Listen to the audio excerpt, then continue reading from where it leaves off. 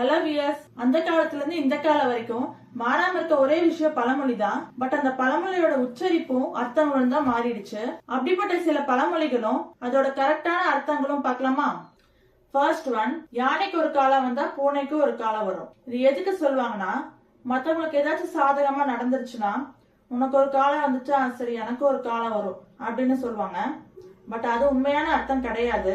யானைனா ஆ நெய் அப்படிதான் சொல்லணும்.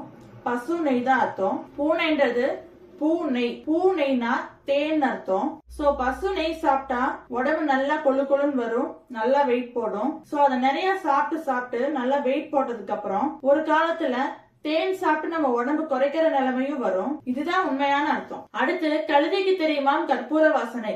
இது அடிக்கடி எல்லாரும் சொல்லுவோம். எப்போன்னா நம்ம ஒரு சமையல் செஞ்சாலோ இல்ல நல்ல ட்ரெஸ் எடுத்துட்டு வந்தாலோ இதெல்லாம் நல்லா இல்லன்னு மத்தவங்க சொல்றப்ப கழுதைக்கு தெரியுமா கற்பூர வாசனை அப்படின்னு சொல்லிட்டு போயிடுவோம். பட் அது கரெக்டான அர்த்தம் இல்ல. அத கழுதைன்னு சொல்லக்கூடாது, கழு தை. கழுனா ஒரு கோர புல் வகை. அந்த புல் வகையை வச்சு பாய் தைக்கிறப்ப கற்பூர வாசனை வருமா, அததான் அப்படி சொல்றாங்க. கழு தேய்க்கிறப்ப தெரியுமா கற்பூர வாசனை.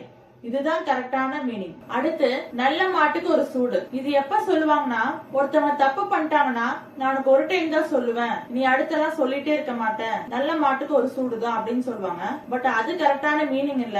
நல்ல மாட்டுக்கு ஒரு சுவடு அப்படின்னா என்ன அர்த்தம்னா, சந்தையில போய் அந்த காலத்துல எல்லாம் மாடு வாங்குறப்ப ஒரு மாடு தரமானதா இருக்கா, நல்லா ஹெல்த்தியா இருக்கான்னு பாக்குறதுக்கு நடக்க விடுவாங்க. சோ அது நடக்கிறப்ப அதனோட கால் தடம் நல்லா அழுத்தமா பதியணும். அதனோட கால் சுவடு நல்லா ஸ்ட்ராங்கா இருந்தா மட்டும்தான் அது ஒரு தரமான மாடுன்னு அர்த்தம். அதுக்குதான் நல்ல மாட்டுக்கு ஒரு சுவடுன்னு சொல்லுவாங்க.